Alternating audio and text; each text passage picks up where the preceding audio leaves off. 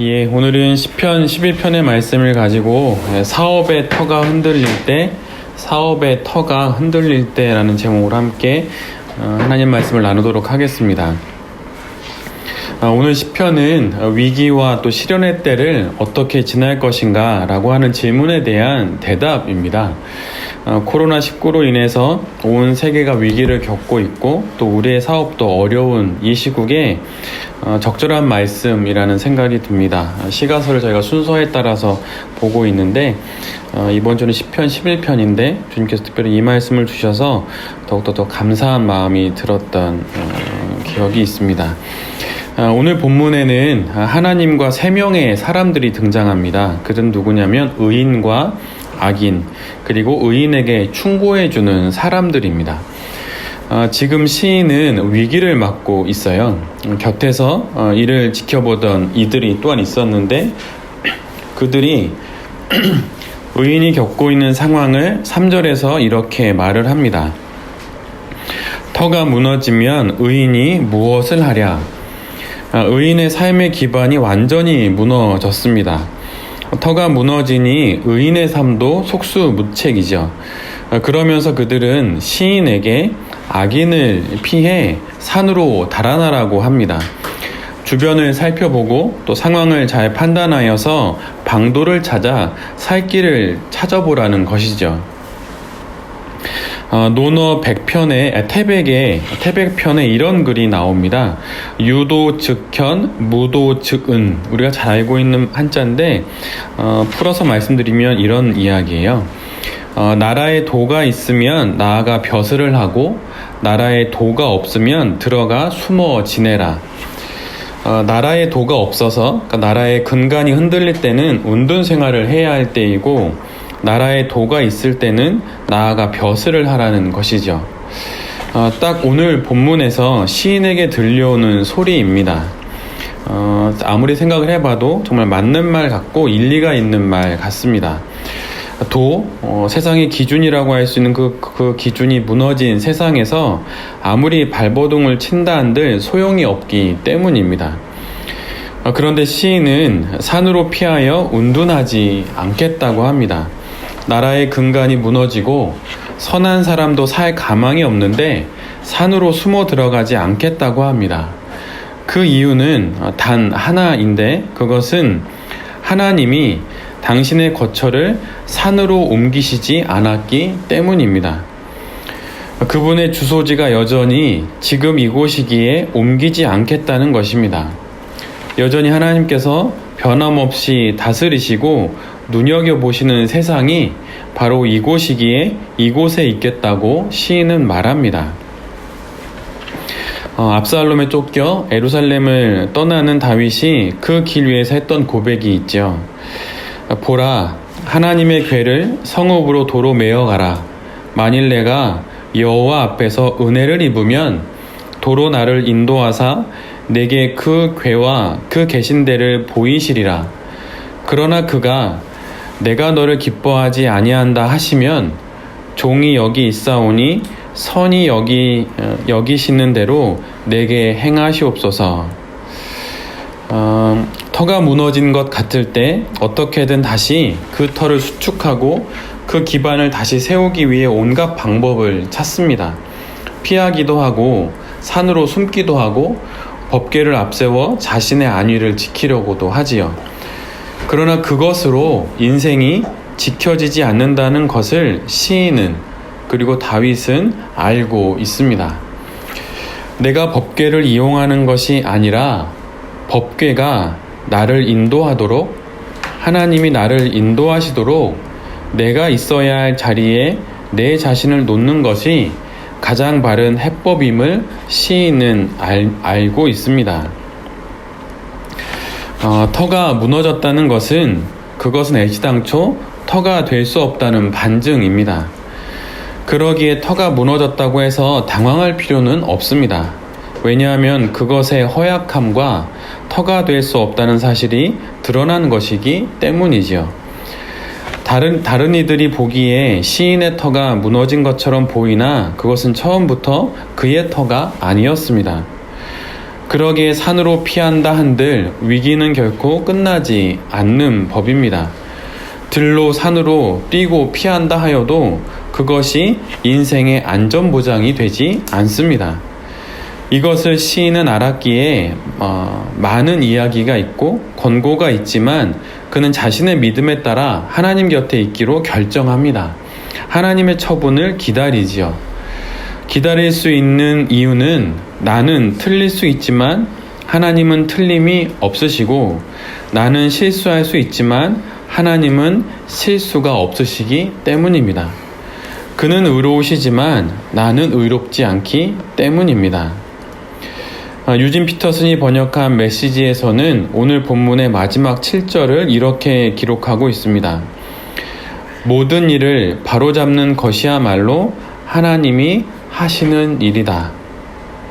모든 일을 바로잡는 것이야말로 하나님이 하시는 일이다. 모든 것이 제자리로 돌아가 마치 잘 조율된 선율과 같은 세상을 만들어 가시는 분이 바로 우리가 믿는 선하신 하나님이십니다. 사업을 하다 보면 터가 무너진 것 같을 때를 맞게 되지요. 목회를 하면서도 그럴 때가 있습니다. 크든 작든 분명 그럴 때가 있지요. 그런데 실은 이것은 다음과 같은 세 가지 질문을 받는 상황과 같습니다.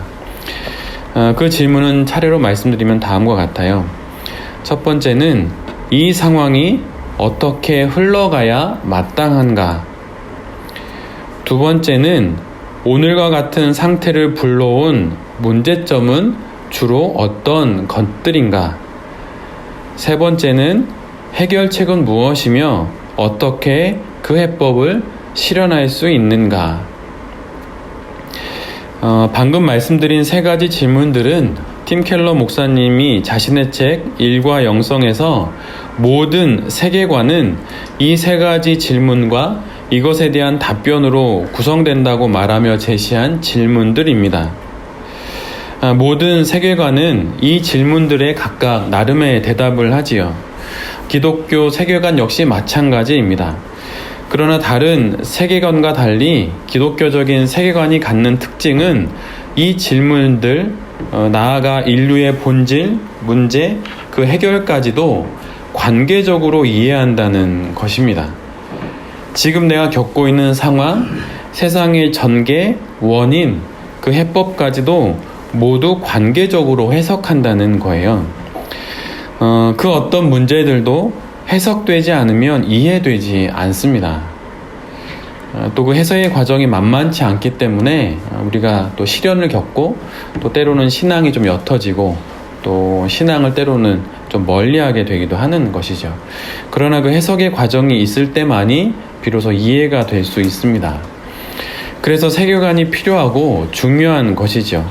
그런데 오늘 시인은 그리고 그리스도인인 우리 모두는 기독교적 세계관을 갖고 일하고 목회하고 살아가야 합니다.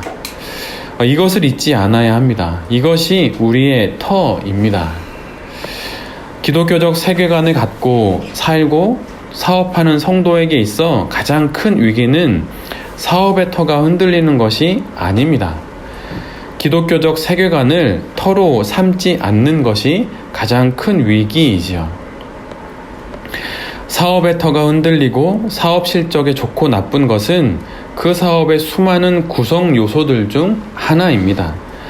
심지어 사업을 통해 거두게 되는 이윤이라고 하는 최종적인 결과까지도 수많은 구성 요소들 중 하나입니다. 이렇게 말할 수 있는 것은 바로 우리의 사업이 기독교적 세계관이라는 터 위에 세워져 있기 때문입니다. 이유는 사업을 이루고 있는 여러 구성 요소 중 하나인데 그것이 마치 목적으로 보이는 이유는 그것이 사업의 전 과정에서 가장 최종적인 단계, 즉 결과의 단계에서 두드러지게 드러나는 요소이기 때문입니다. 그래서 이윤을 마치 목적처럼 오해를 하지요. 이윤이 아무것도 아닌 것은 아니지만 모든 것 또한 아닙니다. 이윤은 결코 목적이 아니라 결과입니다. 따라서 이윤 역시 n분의 1로 이해해야 합니다. 현혹되지 않아야 하지요. 여러분, 목회를 하고 있는 저에게도 교회의 재정 상태가 중요합니다. 그래서 장로님이 저에게 자꾸 물어봐요. 괜찮냐? 이렇게. 왜냐하면 중요하기 때문이에요. 만약 교회 통장에 10만 원밖에 없다, 그럼 제가 목회를 다시 한번 생각해 봐야 해요. 실제로 정말 어떻게 이 목회를 해야 하는지. 그러나 그 이윤, 또 어떤 재정 상태, 그것이 고려해야 할 상황이긴 하고 중요하긴 하지만 그것이 목적일 수는 없어요. 그래서 이윤이 하나도 없고 때로는 교회에 재정이 없다 하더라도 그것이 내가 목회를 하거나 아니 그만두거나 하는 데 있어서 가장 중요한 원인은 안 돼요.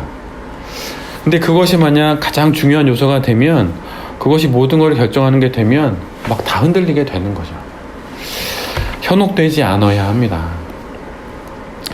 그래서 기독교적 세계관으로 사업을 한다는 것은 이윤에 얼마를 떼어 구제를 하고 세금을 떼어 먹지 않고 성실히 납부하는 등 그런 것 같은 것을 넘어서는 거예요. 더 깊은 것입니다. 교회 재정의 3분의 1을 떼어서 구제하고, 이게 기독교 세계관을 나타내는 것의 전부가 아니에요. 기독교는 훨씬 깊어요. 정말 깊습니다. 이 세상, 온 우주, 생과 사, 지금과 영원을 어떤 세계관으로 바라보느냐는 것이고, 그 가운데 사업을 어떻게 보느냐는 것입니다. 그래서 실은 순식간에 나의 사업이 기독교 기업이 되지는 않아요.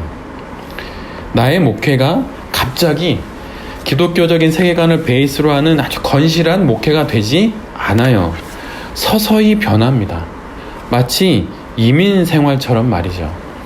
이민을 가면 그곳의 문화를 익히고 생활 방식을 배워가며 그곳의 삶에 젖어들듯, 그렇게 기독교 세계관이라는 터 위에서 우리의 사업도 우리의 인생도 세워져 가게 되는 것이죠. 서서히 변합니다. 그런데 서서히 변하면서 확실히 변하게 되는 것이죠. 지금 어떤 세계관으로 사업을 하고 계십니까? 코로나 사태로 인해 사업을 하는 것이 녹록치 않은 상황입니다. 정말 그래 보여요. 우리 베렙 가족들의 이야기를 들을 때마다 어떻게 사업을 하시지? 이런 생각이 정말 많이 듭니다. 마치 터가 흔들린 것 같은 지금 내 사업의 터, 내 인생의 터, 나아가서 온 세상의 터가 무엇이 되어야 하는지 시간을 내어서 생각을 하고 기도하며 나름 하나님 앞에 나아가는 시간을 갖는 우리 베렙의 모든 가족들이 되시기를 빕니다.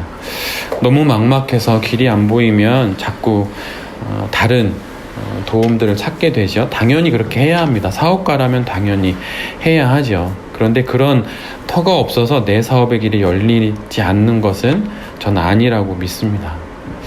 돈이 없어서 목회를 못하는 것도 전 아니라고 생각을 해요. 우리가 마땅히 두어야 하는 사업의 터, 또 목회의 터, 인생의 터가 무엇인지, 그리고 그것이 혹시 지금 흔들리고 있는 것은 아닌지 생각한 우리 모든 베렙의 가족들이 되시기를 빕니다. 그래서 한 주간 주님과 함께 동행하며 살고 사업하고 목회함으로 나의 진정한 사업의 터가, 인생의 터가 무엇이 되어야 하는지 더 깊게 생각하고 또 힘내어서 한 주간 사업하시는 여기 베렙의 모든 가족들이 되실 수 있기를 기도드립니다. 아멘.